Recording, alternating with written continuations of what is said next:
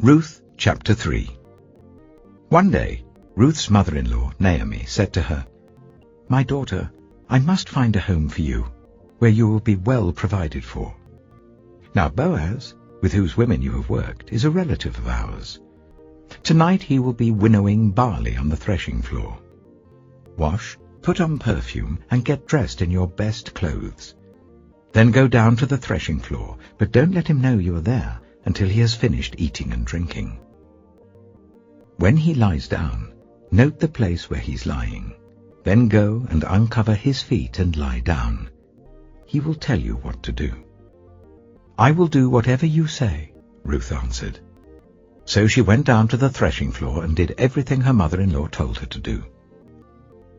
When Boaz had finished eating and drinking and was in good spirits, he went over to lie down at the far end of the grain pile. Ruth approached quietly, uncovered his feet, and lay down. In the middle of the night, something startled the man. He turned, and there was a woman lying at his feet. "Who are you?" he asked. "I am your servant Ruth," she said. "Spread the corner of your garment over me, since you are a guardian redeemer of our family." "The Lord bless you, my daughter," he replied. "This kindness is greater than that which you showed earlier. You have not run after the younger men, whether rich or poor. And now, my daughter, don't be afraid. I will do for you all you ask. All the people of my town know that you are a woman of noble character. Although it is true that I am a guardian redeemer of our family, there is another who is more closely related than I. Stay here for the night, and in the morning, if he wants to do his duty as your guardian redeemer, good, let him redeem you. But if he is not willing, as surely as the Lord lives, I will do it. Lie here until morning." So she lay at his feet until morning, but got up before anyone could be recognized. And he said, "No one must know that a woman came to the threshing floor." He also said, "Bring me the shawl you're wearing and hold it out." When she did so, he poured into it 6 measures of barley and placed the bundle on her. Then he went back to town. When Ruth came to her mother-in-law, Naomi asked, "How did it go, my daughter?" Then she told her everything Boaz had done for her, and added, "He gave me these 6 measures of barley, saying, 'Don't go back to your mother-in-law empty-handed.'" Then Naomi said, "Wait, my daughter, until you find out what happens, for the man will not rest until the matter is settled today." Ruth chapter 4. Meanwhile, Boaz went up to the town gate and sat down there just as the guardian redeemer he had mentioned came along. Boaz said, "Come over here, my friend, and sit down." So he went over and sat down. Boaz took 10 of the elders of the town and said, "Sit here," and they did so. Then he said to the guardian redeemer, "Naomi, who has come back from Moab, is selling the piece of land that belonged to our relative Elimelech. I thought I should bring the matter to your attention and suggest that you buy it in the presence of these seated here and in the presence of the elders of my people. If you will redeem it, do so. But if you will not, tell me, so I will know. For no one has the right to do it except you, and I am next in line." "I will redeem it," he said. Then Boaz said, "On the day you buy the land from Naomi, you also acquire Ruth the Moabite, the dead man's widow, in order to maintain the name of the dead with his property." At this the guardian redeemer said, "Then I cannot redeem it, because I might endanger my own estate. You redeem it yourself. I cannot do it." Now in earlier times in Israel, for the redemption and transfer of property to become final, one party took off his sandal and gave it to the other. This was the method of legalizing transactions in Israel. So the guardian redeemer said to Boaz, "Buy it yourself." And he removed his sandal. Then Boaz announced to the elders and all the people, "Today you are witnesses that I have bought from Naomi all the property of Elimelech, Kilion, and Mahlon. I have also acquired Ruth the Moabite, Mahlon's widow, as my wife, in order to maintain the name of the dead with his property, so that his name will not disappear from among his family or from his hometown. Today you are witnesses."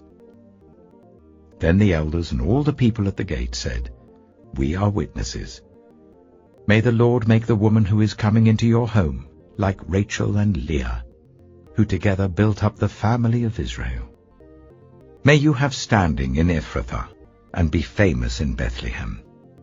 Through the offspring the Lord gives you by this woman, may your family be like that of Perez, whom Tamar bore to Judah." So Boaz took Ruth, and she became his wife. When he made love to her, the Lord enabled her to conceive, and she gave birth to a son. The women said to Naomi, "Praise be to the Lord, who this day has not left you without a guardian redeemer. May he become famous throughout Israel. He will renew your life and sustain you in your old age. For your daughter-in-law, who loves you and who is better to you than 7 sons, has given him birth." Then Naomi took the child in her arms and cared for him. The women living there said, "Naomi has a son." And they named him Obed. He was the father of Jesse, the father of David. This then is the family line of Perez. Perez was the father of Hezron. Hezron the father of Ram. Ram the father of Amminadab. Amminadab the father of Nachshon. Nachshon the father of Salmon. Salmon the father of Boaz. Boaz the father of Obed. Obed the father of Jesse. And Jesse the father of David.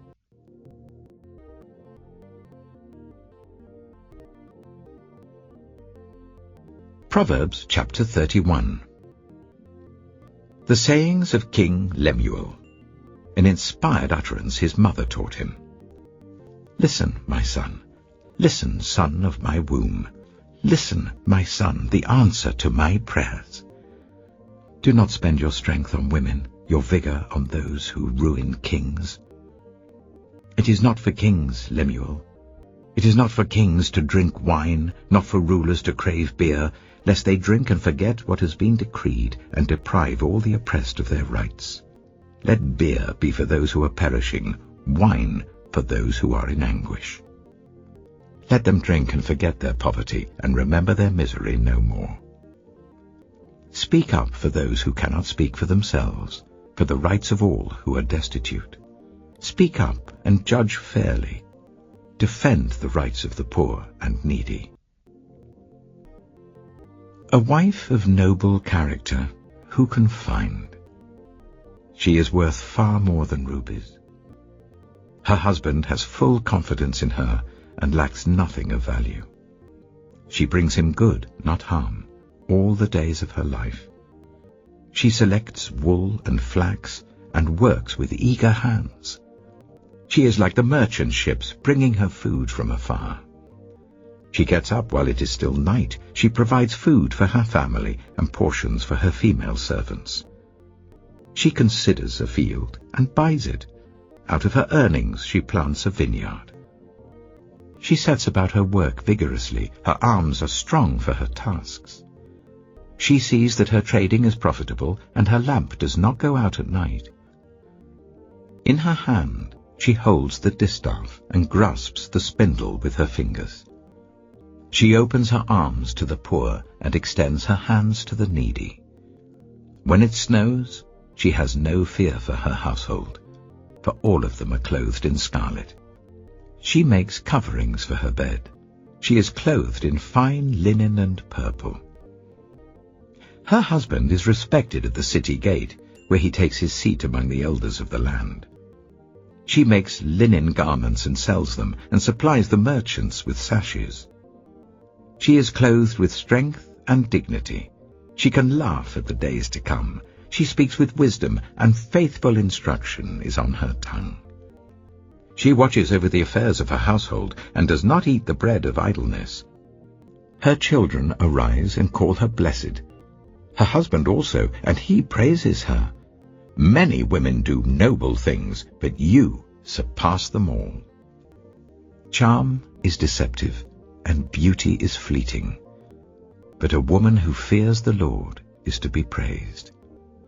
Honor her for all that her hands have done, and let her works bring her praise at the city gate.